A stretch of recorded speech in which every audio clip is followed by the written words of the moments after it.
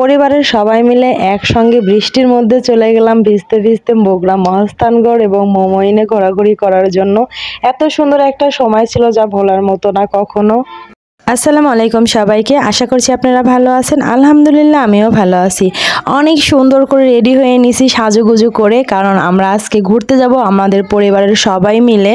কিন্তু দুঃখের বিষয় সকাল থেকে এতটা বৃষ্টি শুরু হয়ে গেছে, আমাদের গাড়িটাও চলে আসছে কিন্তু বৃষ্টিটা কোনো মতেই কমতেছিল না। মানে এক কথায় মুষলধারে বৃষ্টি হচ্ছিল। তারপরে ভালো লাগতেছিল যে যাক আলহামদুলিল্লাহ আল্লাহর অশেষ রহমতের বৃষ্টি হচ্ছে। তো এদিকে এই যে আমার মেয়ে আমার খালাতো বোন সবাই মিলে রেডি হয়ে নিছে, আর আমার ছেলে তো বজ্রপাতের ভয়ে কানে হাত দিয়ে আছে, কারণ সে অনেক ভয় পায়। তো আমরা রেডি হয়ে বাইরে এসে একটু ওয়েট করতেছিলাম যে কখন একটু বৃষ্টিটা কমবে আর আমরা গাড়িতে উঠবো। অলরেডি 10টা সাড়ে 10টা বেজে গেছে। তো আমার নোয়াখালীতে যে খালামণিরা থাকে তারা বছরে একবারই আসে আমার খালাতো বোনেরা। তো তাদের অনেক ইচ্ছা যে তারা বগুড়া মহাস্থানগড় এবং মোমোইন ঘুরে দেখবে। এর আগেও যদিও আমি অনেকবার গিয়েছি, তো তারা তো ওরকমভাবে যায় নাই, কারণ বছরে একবারই আসা হয় একদম অল্প ছুটির জন্য, সময়ই থাকে না। তো এবার যেহেতু একটু সময় পাইছি, তো ভাবলাম যে সবাই মিলে একটু ঘোরাঘুরি করলে আসলে খুবই ভালো হয়। একা একা তো অনেক ঘোরাঘুরি করি, কিন্তু পরিবার পরিজনের সাথে ঘুরতে যে কি মজা আর কি আনন্দ, মানে বলার বাহিরে। এদিকে আমার ছেলের চুলটা একটু কথা শুনে না, শুধু এলোমেলো হয়ে যায়। তো যাই হোক, আমার ছেলে মেয়েকে মাশাল্লাহ বলবেন সবাই, অনেক কিউট দেখাচ্ছিল। আর এর মধ্যে বৃষ্টি অনেকটাই কমে আসতেছিল। পরে আমরা ডিসিশন নিয়ে নিলাম যে এই বৃষ্টি একদম ছাড়ার আশায় থাকা যাবে না, যদি থাকি তাহলে 12টা বেজে যাবে, সময় মতো আমরা ঘুরে আসতে পারবো না।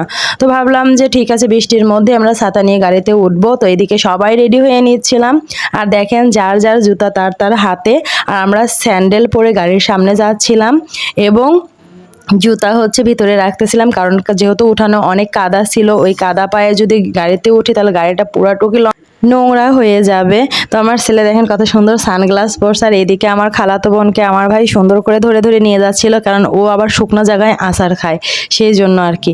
তো এর আগে হচ্ছে আমার ছেলে আর মেয়েকে তার মামা গিয়ে রেখে আসছে। তো ওই তো স্যান্ডেল সে রেখে কিন্তু ভিতরে উঠলো, এবং তার যে জুতা পরে যাবে সে জুতা তার হাতে ছিল, এবং আমার স্যান্ডেল আমার ভাই আবার সুন্দর করে নিয়ে আসতেছিল। তো দেখেন বুদ্ধিটা অনেক সুন্দর না? তো যাই হোক, আমার ভাই তো বলতেছিল যে না আমি আর যাইতে পারবো না, আমি অলরেডি ভিজে গেছি। তো এদিকে হচ্ছে আমার এক কাজে মানে মামাতো ভাই আমাকে আবার নিয়ে যাচ্ছিল। আসলে অনেক বৃষ্টি হচ্ছিল, আমরা একজন একজন করে ছাতা দিয়ে গাড়িতে উঠতেছিলাম। তো আমিও স্যান্ডেল পরে গেছি, এবং যা দেখি যে হ্যাঁ সামনের সিটে আমার মেয়ে আমার ছেলে আমার খালাতো বোনগুলো সবগুলো সুন্দর করে উঠে বসে আছে, আমার কোনো জায়গা নাই। পরে আমি তো অলরেডি অর্ধেক ভিজে গেছি। তো আলহামদুলিল্লাহ অনেক কষ্টের পরে আমরা সবাই মিলে গাড়িতে উঠে বসছি। আর বাইরে তো প্রচুর বৃষ্টি হচ্ছিল। তো যাই হোক অর্ধেক তো ভিজে গেছি গাড়িতে উঠতে উঠতে, তো কোনো কিছু ব্যাপার না। তারপরে ভালো লাগতেছিল যে সবাই মিলে ঘুরতে যাচ্ছি। তো এইদিকে হচ্ছে আব্বু আর আমার ছেলে সামনে বসেছে, মানে আমার দুই বাবা সামনে বসে আছে। আর বগুড়াতে আসার পর দেখি একটু বৃষ্টি নাই, সুন্দর একটা ওয়েদার ছিল, মানে রোদও না আবার বৃষ্টিও না, মেঘাচ্ছন্ন ওয়েদারটা। তো আমরা চলে আসছি বগুড়া মহাস্থানগড়ের জাদুঘর, আর এখানে এখন টিকিট কাটতে হবে। এর আগে যখন আসছিলাম 2-3 বছর আগে, তখন টিকিটের কোনো ব্যবস্থা ছিল না, বাট এখন মানে টিকিট নাকি কাটতে হয়। তো আমরা টিকিট কাউন্টার খুঁজতেছিলাম, খুঁজতে খুঁজতে দেখি সামনে মানে টিকিট কাউন্টার একটাই ছিল। তো আমরা ওইখানে গিয়ে টিকিট কাটবো এখন। তো সান্ডু পাণ্ডুগুলো তো সবগুলো টিকিট কাউন্টার খুঁজতেছিল। তো ভাবলাম যে ঠিক আছে যাই। অতটা ভিড় ছিল না, যদিও ঈদের পর ছিল, তারপর অতটা ভিড় ছিল না। পরে আমরা মানে মানুষ গুনতেছিলাম যে কয়জন। তো এখানে একটা নিয়ম ছিল যে প্রাথমিক শাখাতে যারা পড়াশোনা করে মানে ক্লাস 5 পর্যন্ত কোনো টিকিট নিতে হবে না। তো আমরা হচ্ছে মানে যেহেতু আমার খালাতো বোন একটা ক্লাস 7-এ পড়তেছিল, আমরা ওকেও 5 বানায় দিয়েছি, এটা ছিল সবচেয়ে হাস্যকর। তবে আমার খালাতো বোন এটা কিছুতেই পারছিল না। তো ও আমাকে বলতেছিল আপু আমি তো ক্লাস 7-এ পড়ি, তুমি কেন বললা যে 5-এ পড়ি? আমি বললাম যে শোনো কিছু কিছু টাইমে এগুলো করতে হয়, কারণ তুমি এখনো ছোট মানুষ আছো, আর তোমাকে দেখলে তাই বোঝা যায় যে তুমি ক্লাস 5-এই পড়ো। তো এটা নিয়ে খুবই হাসাহাসি করতেছিলাম। তো যাই হোক আমরা 6 জনের টিকিট কাটলাম, পার পার্সন মানে 30 টাকা করে।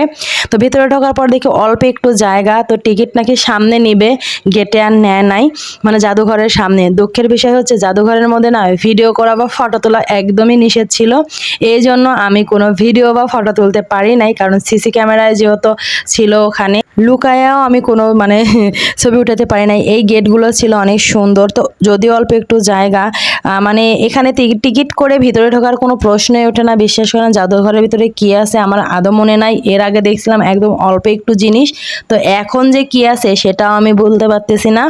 আর যেহেতু ওর ভিতরে যাওয়ার কোনো মানে ভিডিও করার কোনো অপশন নাই, তো এই জন্য পরবর্তীতে আপনাদের ভিডিওতে আরও অনেক কিছু দেখাবো। তো যাই হোক, সবাই ভালো থাকবেন, সুস্থ থাকবেন এবং আমার ভিডিওগুলোর সাথেই থাকবেন, আমাকে সাপোর্ট করবেন। আল্লাহ হাফেজ।